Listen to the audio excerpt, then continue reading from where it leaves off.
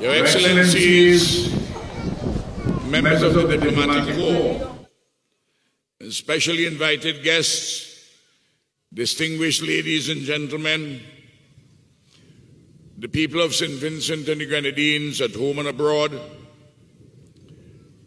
the members of the parade ground under the very able and distinguished leadership of Superintendent Hazelwood, the police band, and the bandmaster, an excellent job. Thank you very much. We are very appreciative.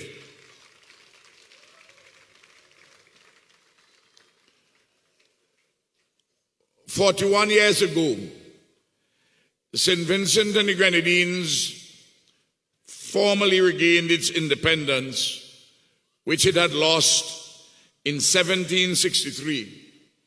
When Britain assumed suzerainty of a country that was then known by its citizens, the indigenous Kalinago and Garifuna people, as Yuremin, or alternatively, Yulu and the Bagos. For over 200 years, British colonialism completely remade our country. The British colonizers, through conquest and settlement, established and consolidated a colony as an appendage of metropolitan Britain, as it had done much earlier in older colonies such as Barbados, St. Kitts, Nevis, Antigua and Barbuda, and Jamaica.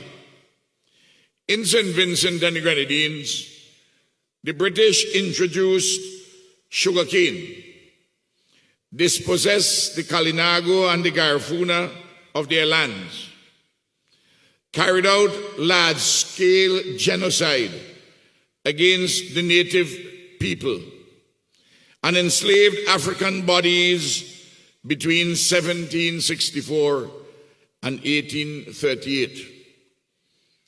After slavery ended, the colonizers required more and cheaper labor for production.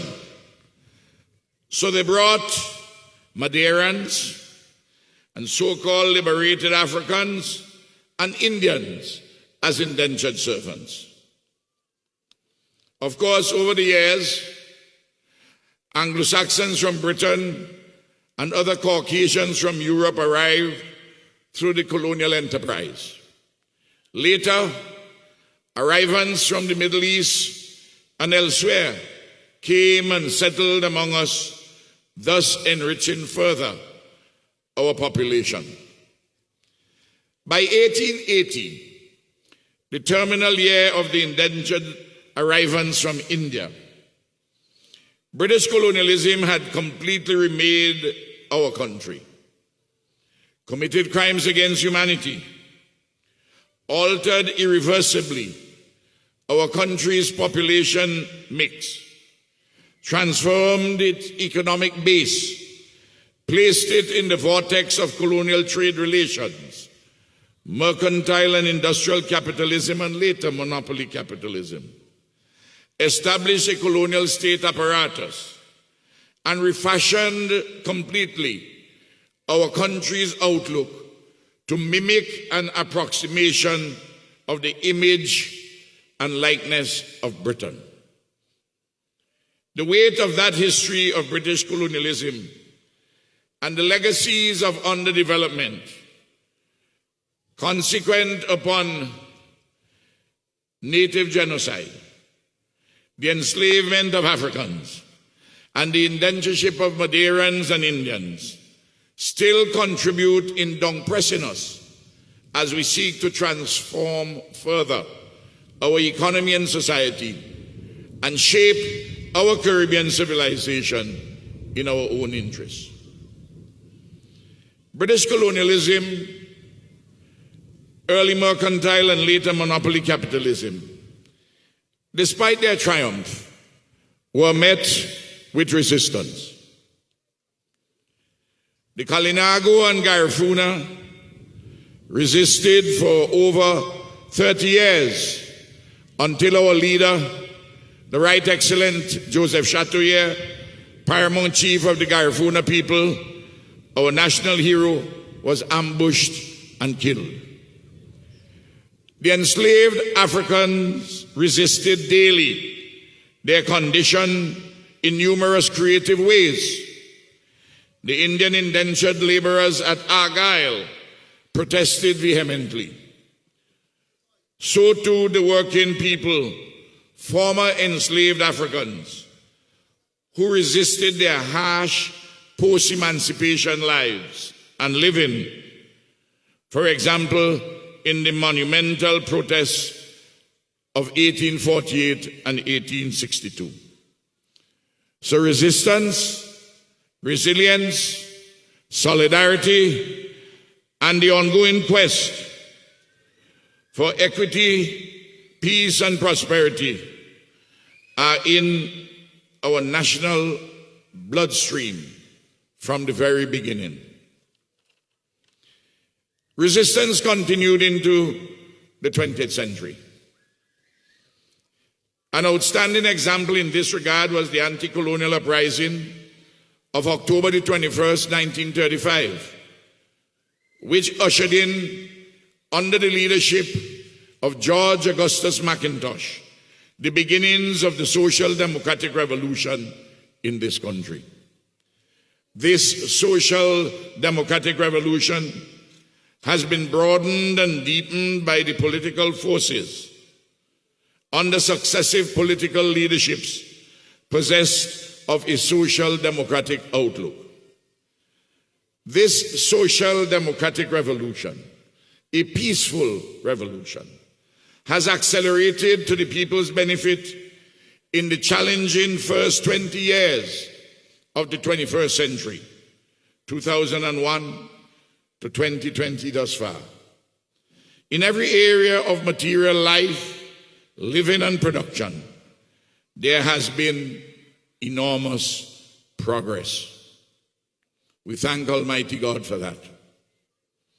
Today we recognize the inestimable contribution to nation building by the founding father of our independence, Robert Milton Cato of blessed memory, and the role the staunch nationalists in his Labour Party and those who are outside of it and even opposed to it, but who nevertheless supported strongly the call for an independence in Vincent and the Grenadines. Many others in political leadership positions opposed independence, even to the extent of instituting legal proceedings in the High Court to delay or stop the forward march to independence. I tell you, the people of St. Vincent and the Grenadines, the past is not dead. It lives in the present. Some in our midst now propose aggressively to have foreign buyers of our passports and citizenship from Europe and China recolonize us and thus reverse our nation's sustainable development. Fellow Vincentians and residents, our nation has accomplished mighty deeds and achieved remarkable progress, despite its limitations of small size, despite the historical legacies of colonialism, which retard our development in fundamental ways, despite the adverse impacts of climate change and the contradictions, turmoil, instabilities, and unevenness in the international political economy, and despite the prevalence of pandemics, including currently the devastating effects of COVID-19, which have turned the world upside down in a mammoth global economic depression.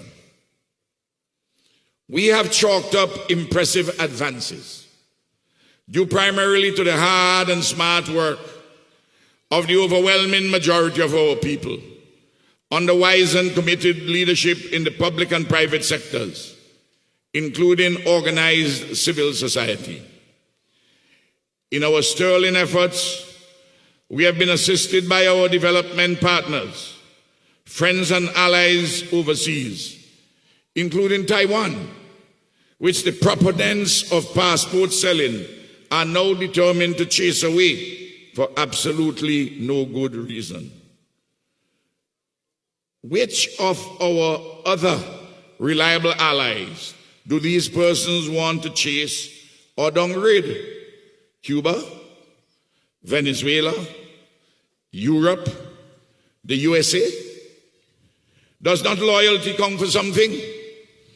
Those who are determined to chase away our reliable Taiwanese brothers and sisters and to bring certain others here, we have nothing, no beef with them.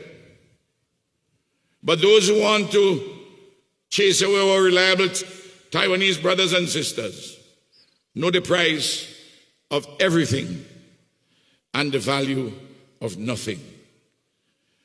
Transactions come and go. Solidarity and friendship remain. And why did these very same persons strenuously oppose our successful 10-year campaign for a seat on the United Nations Security Council? Do these people truly love, really love St. Vincent and the Grenadines? Next Sunday, November the 1st, our St. Vincent and the Grenadines assumes the presidency of the United Nations Security Council for the month of November. The smallest nation ever to do so at the highest global body concerned with peace and security in the world. This is amazing. It sounds incredible, but it is absolutely true and awe-inspiring. If we can do that as a nation together, individually, the young boys and girls and all of us can achieve in our personal lives mighty things despite adversity. It is a phenomenal example. It reflects the mantra which I have been teaching for over 20 years. We are not better than anyone, but no one is better than us.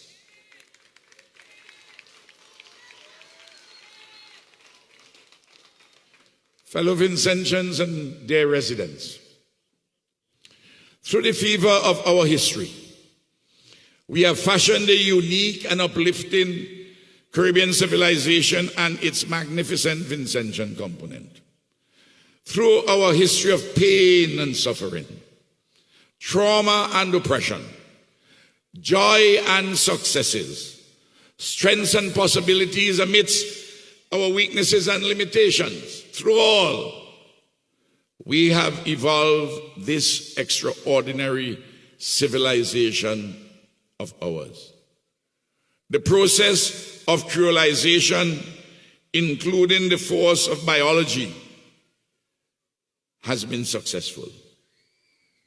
As I have oft repeated metaphorically, our Caribbean civilization, inclusive of its Vincentianness, is like a symphony. We are the songs of the indigenous Kalinago and Garifuna. We are the rhythm of Africa. We are the melody of Europe, the chords of Asia, and the homegrown lyrics of the Caribbean itself. We are more than the summation of our individual parts. We are an integrated whole. And this integrated whole, we send the message loud and clear that Black Lives Matter. Like in all symphonies, dissonances do exist or occur. But we have evolved our traditions, culture, and institutional mechanisms, formal and informal, to address sensibly, tolerantly, and efficaciously the extant dissonances. We can teach the world, including the economically dominant Western and Chinese civilizations, about the way, the path, the truth of bringing persons from diverse origins together as a whole people in the modern world. It is an extraordinary gift and a blessing which we possess, which we have. And it is an extraordinary gift and blessing to teach others this. Fellow Vincentians, the mutually beneficial relationship between our country and the departing colonial power, Britain, in the post-independence period, has been too a lesson in building global partnerships for peace, prosperity, and the achievement of sustainable development goals. Although there is no saving grace whatsoever to the commission of genocide, enslavement, indentureship, and foreign political rule in the remaking of St. Vincent and the Grenadines, Britain, we accept, we admit, bequeathed certain positives to us: the common law, an independent judiciary, a professionally, politically impartial public service, a sound though imperfect framework for political democracy, and the English language. We have been able to utilize these in our own interests in sustaining a good developmental partnership with Britain. This too is a mark of our growing maturity as a nation and an equally sensible outreach by Britain in this our turbulent world in which no man, no woman is an island unto himself or herself. It is in the context of this partnership with Britain, and given our shared but skewed history, that our government and those of CARICOM demand reparations from Britain for native genocide and the enslavement of Africans, who are our historical ancestors, who still live in all of us, a people of all ethnicities today.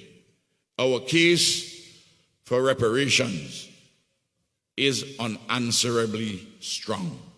We pursue it.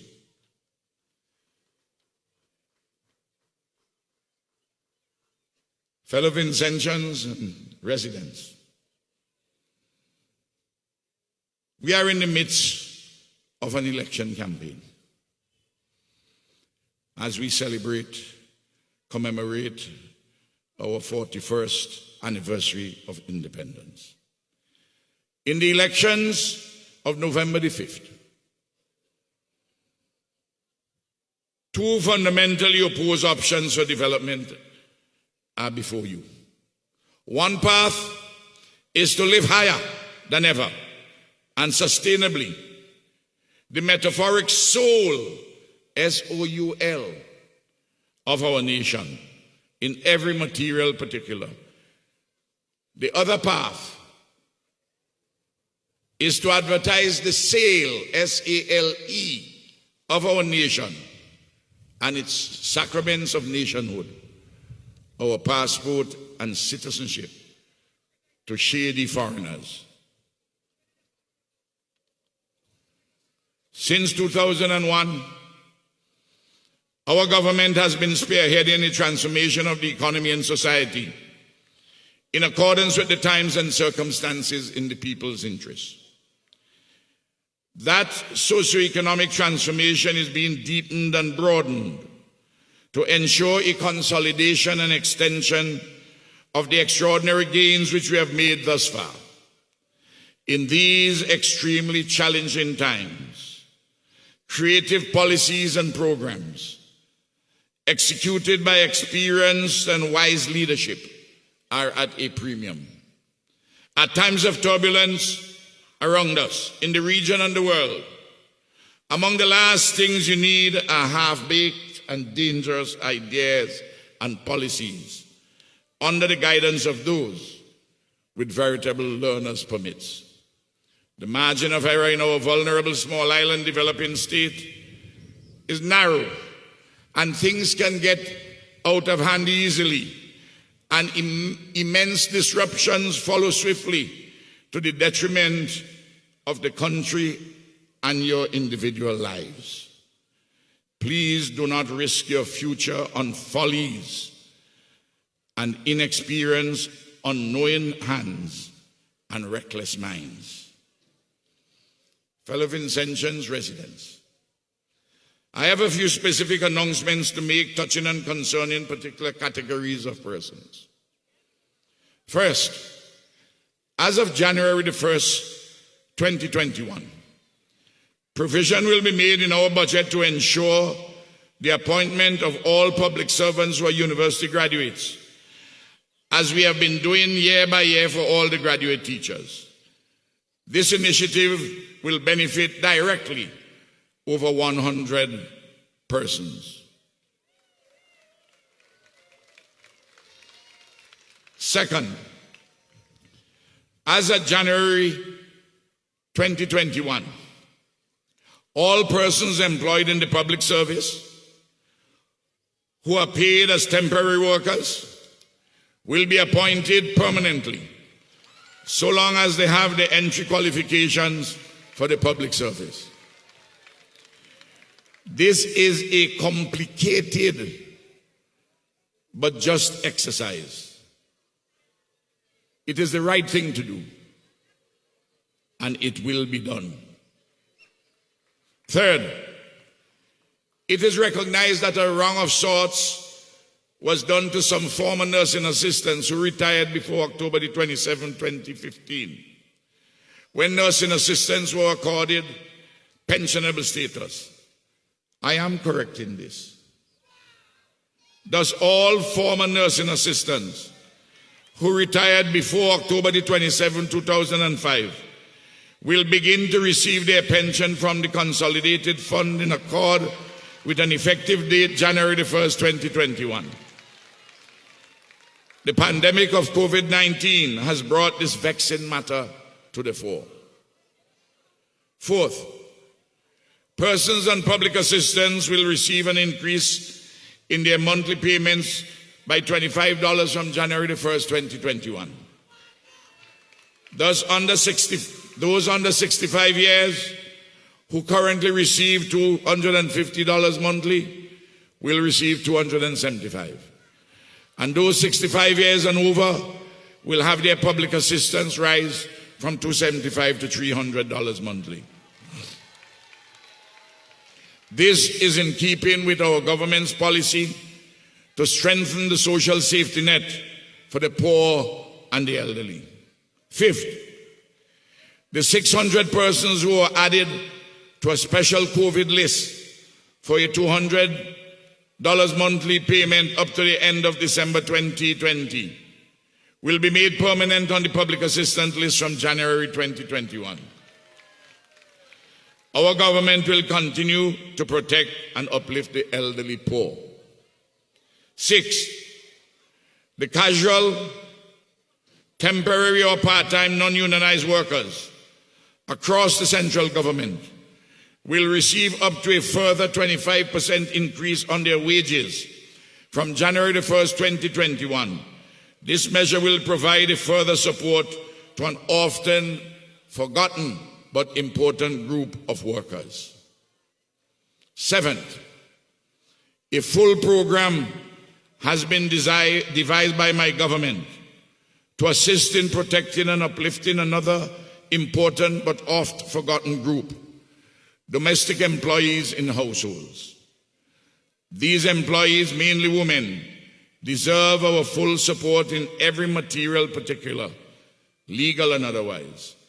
The year 2021 will be proclaimed by my government as the year of the oft forgotten casual and domestic worker. Eighth,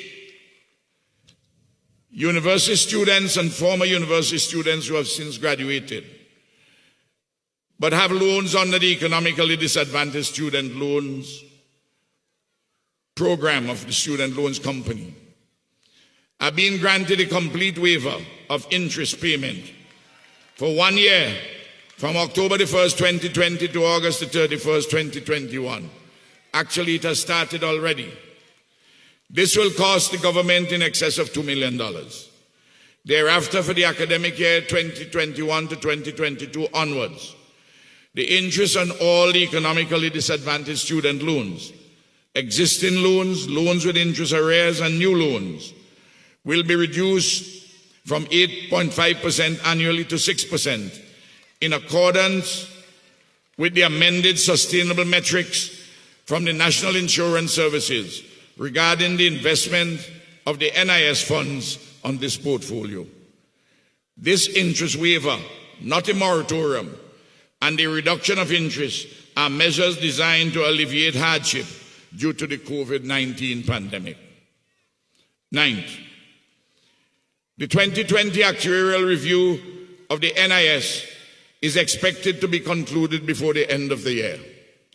I am hopeful that the review will recommend an increase of the minimum pension at the NIS, which recommendation I will accept. And 10th, there's some breaking news.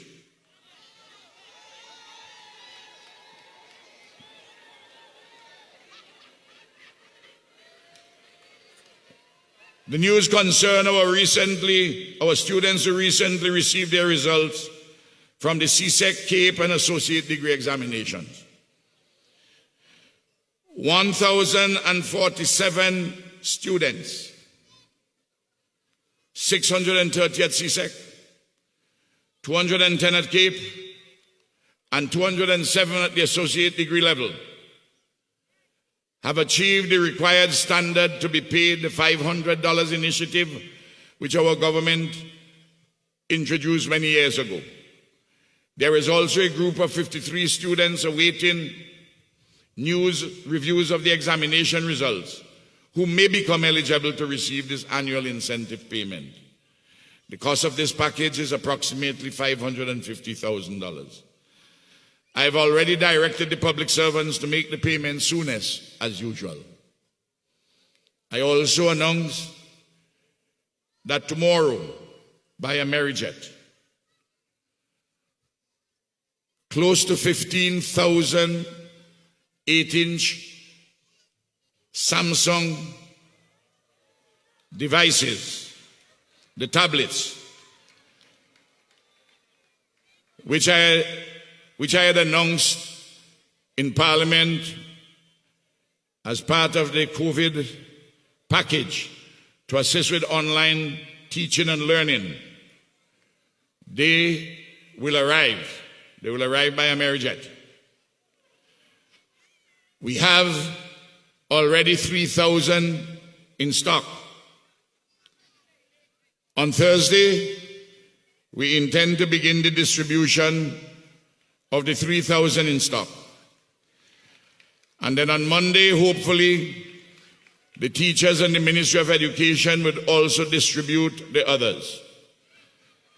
All students at the community college, all students at secondary school, all students in the CPEA class in the primary school will receive, each of them for their own use, a gift of an 8-inch Samsung device, the tablet, to assist them in their learning. The teachers will also get.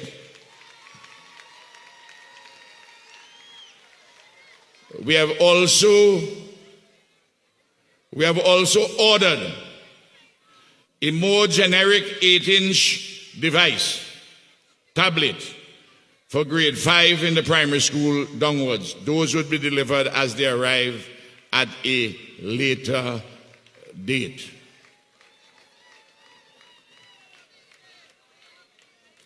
Further, the officials of the Ministry of Education have recommended 58 students for consideration to be awarded national scholarships, national exhibitions, and bursaries arising from the recent CAPE and Associate Degree examinations.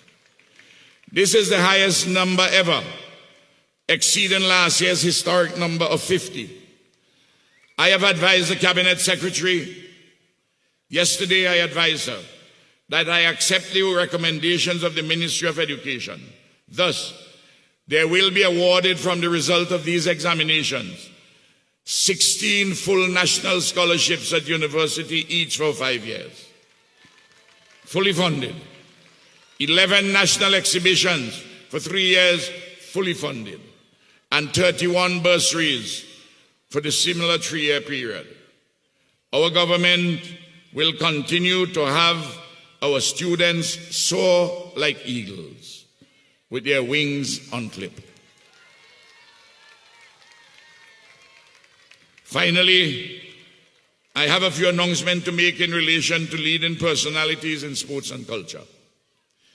It has been drawn to my attention that some distinguished sports personalities and cultural artists or performers who have served our nation selflessly and well are encumbered by a host of material challenges in life and living, including health challenges.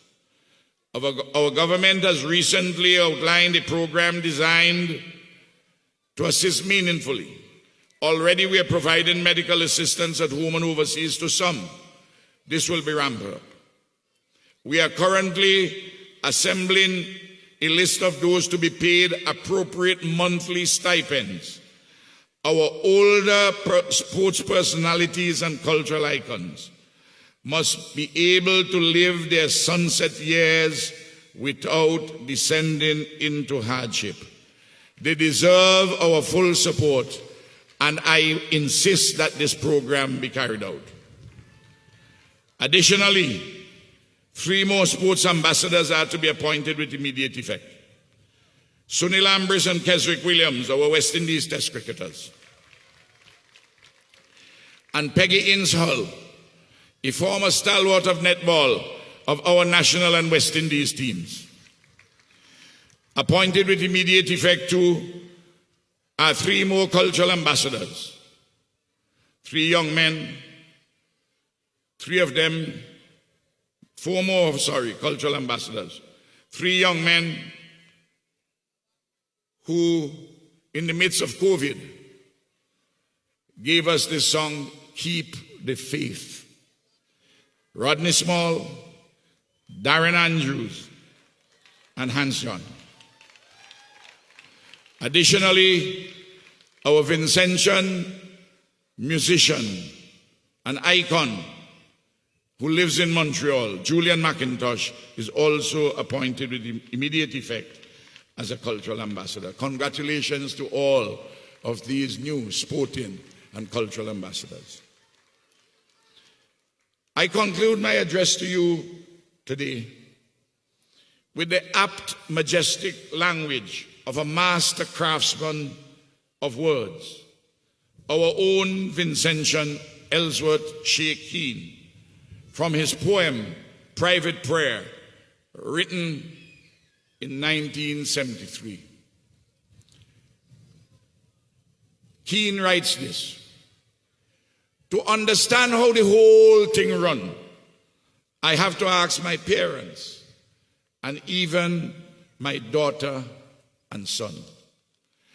To understand the form of compromise I am, I must in my own voice ask, how the whole thing run.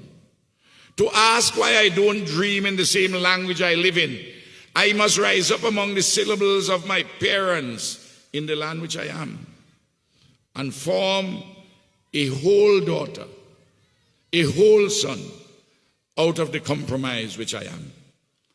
To understand history, I have to come home. So, dear Vincentians,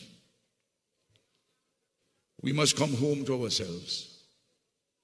Not run to those who hanker at selling our sacraments of nationhood.